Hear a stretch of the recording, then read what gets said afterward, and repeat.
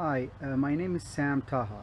I'm a family doctor in Ontario, and I've been a long distance cycling for more than 10 years. The lowest temperature I cycled in the last 12 months was minus 10 Celsius, and for a average one-way commute of about 56 kilometers. Today I'd like to talk about weatherproofing yourself for cold weather and winter, and also summer. Our main focus though will be winter, and we're going to talk briefly about summertime. As a reminder, I should tell you that this is a guideline based on my own experience with cycling and should not be used or interpreted as a fail-proof method to weatherproofing in general, especially cold weather. I also like to tell you that you have to take your own responsibility in interpreting this guideline, and I am not responsible for any injuries, accidents, including deaths arising from watching this video. As you can imagine, people's experiences differ based on their own physical tolerance, their skills, and knowing their body. A common observation I have is that I see folks sweating, huffing and puffing, cycling in cold weather, and wearing heavy clothing, and I can tell you I don't think they're necessarily physically intolerant, but they're just too warm to cycle, especially if they're putting an effort in cycling, for example moderate to high intensity exercise. So based on my experience, I'd like to categorize cold weather cycling in terms of weatherproofing into two categories. So let's get started. So the first category is what I would call very cold, windy days. It ranges temperature-wise between a minus 10 Celsius to 4 degrees Celsius.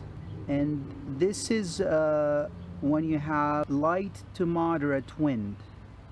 And for the sake of this discussion, I would define light wind as anything less than 19 kilometers per hour wind speed, and moderate wind is anything between 20 to 40 kilometers of wind speed per hour.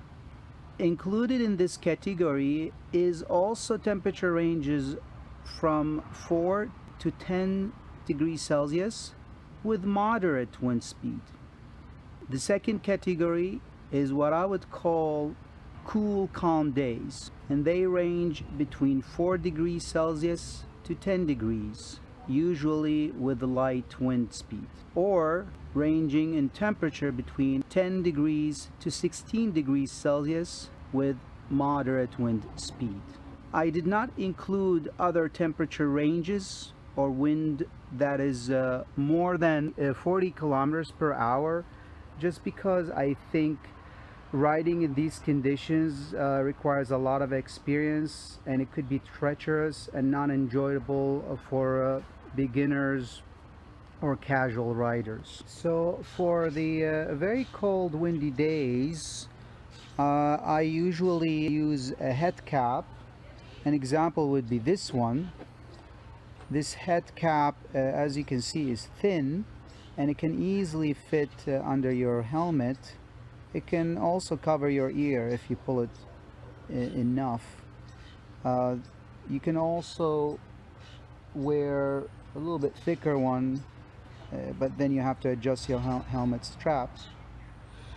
And in very extreme weather, especially if you're vulnerable to cheek chilblains, you can use this head cover with only eyes showing. You know, this would be more comforting in conditions like that.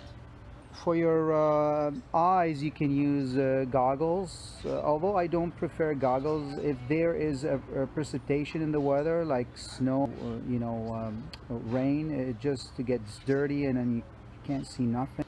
Unless you're cycling in conditions where there are lots of trucks on the road and slushy roads, and basically at risk of having rocks thrown at you, at your face, and dirt, they will be useful protecting your eyes.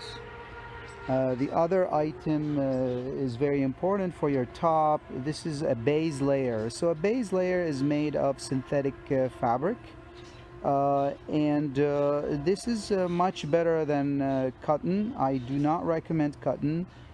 For simply, cotton will conceal the sweat and will prevent you from perspiring, and then you get too sweaty, and then eventually you'll get cold. This one will give you enough insulation plus allow you to sweat it out, as they say. On top of that, you're gonna wear the windproof vest. It's full sleeve, as you can see, also made of synthetic fabric, and that's really more than enough. Do not get waterproof for these unless there is rain that is more than just a little drizzle. The reason behind that is waterproof will also conceal your sweat and will make you very uncomfortable after a while cycling, especially if you're going very long distance. So that would be better for sure. Remember, with synthetic fabric, make sure if you machine wash it, do not use high heat. Always use cold or semi-warm temperature settings, otherwise you'll destroy the fabric. And for the legs, this is an underpants, very useful, also synthetic. And this is on top of that, which is a cycling legging, also synthetic, windproof. It's very essential because if your legs get cold, you will not have enough power to push the pedal. That will keep your legs warm, and then you can push.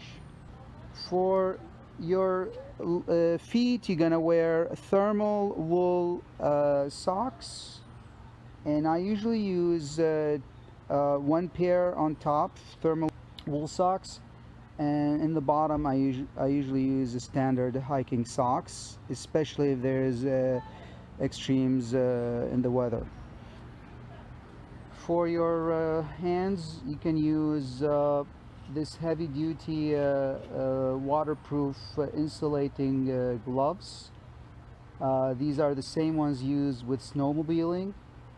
They're very warm, and do not use regular skiing gloves like that. That's not enough to insulate your hand in very cold weather. Last, I'd like to talk a little bit about cycling shoes. This is my preferred cycling shoe style. This is called the walkable clipless cycling shoe. Is used usually with mountain biking, but I use it same way with road cycling. I actually don't do mountain biking a lot. This is mainly I do it for road cycling, and this is very useful. It clips on your pedal. It gives you extra power, stability, and safety. I like this better than the other style, which I'll talk about soon, because it clips very easily in and out, and of course you can walk on it like as long as you want, as you can see, because the clip is basically below the level of the sole, inside the sole technically, right? The other type, which is this one, this is the road clipless shoe. As you can see, the clip sticks out. You cannot walk very long with this one, so I do not prefer that one. I actually just wanted to add that each style of clipless shoe will only fit its own category of clipless pedals. So the walkable will only fit its own category of pedals, and the road clipless will only fit its category of pedals, clipless pedals. Now for the cool, calm days, the same goes, but I would not include the following items. I would not go with any head cap. I would not go with a base layer on top. I would not go with underpants. And I would just use regular gloves. These are skiing gloves, more than enough. I also wanted to mention regular warm socks would be enough. Now, for the sake of this discussion, summer cycling is either temperature above 10 degrees Celsius with a calm wind, or a temperature above 16 degrees with moderate wind. And for summer cycling, it's really very easy. You can easily wear normal gym t-shirts like this one, normal cycling pants. They're also synthetic, both of them, like this one. They're padded, as you can see, for long distance cycling, right? And just normal cycling gloves, fingerless cycling gloves like this one. And that's for summer riding. You should also look at adjusting the scale based on your own level of exercise. This scale is not meant for people going on slow rides or leisurely rides. In situations like that, I would add few degrees on each scale. For example, the 4 to 10 Celsius scale will become 8 to 14 Celsius, and so on. Last, I would like you to experiment with shorter rides first and get to know your body and self better, and then build up from there. I think cycling is one of the most joyful, eco-friendly ways of travel, and it also keeps you healthy and in shape. Stay tuned for my upcoming video. We're gonna talk about items you need to carry on you for a long distance ride. Thank you for watching.